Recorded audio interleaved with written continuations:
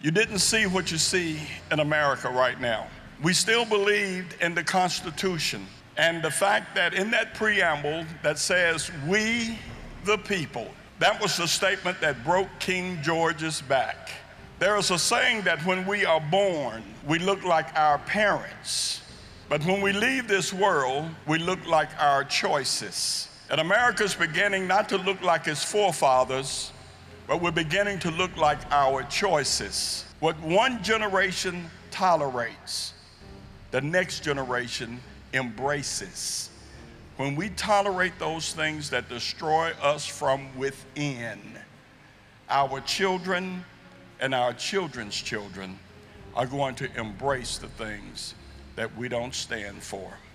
You know, the Second Amendment is 27 of the most important words in the Constitution. Without the Second Amendment, we could not count on in knowing that those other rights will be preserved over time. This is a good versus evil time in this country.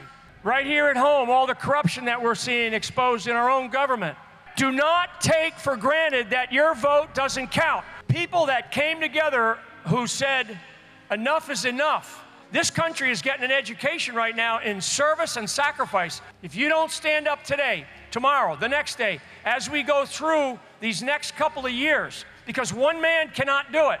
You can take control of what you're doing right here, right now, in your county, in your town. People in this country, they are now starting to wake up to what it is. When you talk about communism or socialism, it is godless. We have got to figure out how do we bring the spirituality of what our country is and was and why it was created. Ask the question, how am I serving today? How are you serving today? This idea of local action is powerful. Don't ever take it for granted that, that you're red here. If they took away our Second Amendment, so this is why it's like, don't compromise. We are defending the Second Amendment all over the country, and we are working to abolish the ATF. Tennessee is now the closest we have ever come. In fact, we're there to making the state full constitutional carry. The One Big Beautiful Bill eliminated that $200 tax completely, because that means the justification for the NFA has just been ripped out from under it. Since there's no more tax, there's no way to justify the registration and the fingerprints and all that's in the NFA.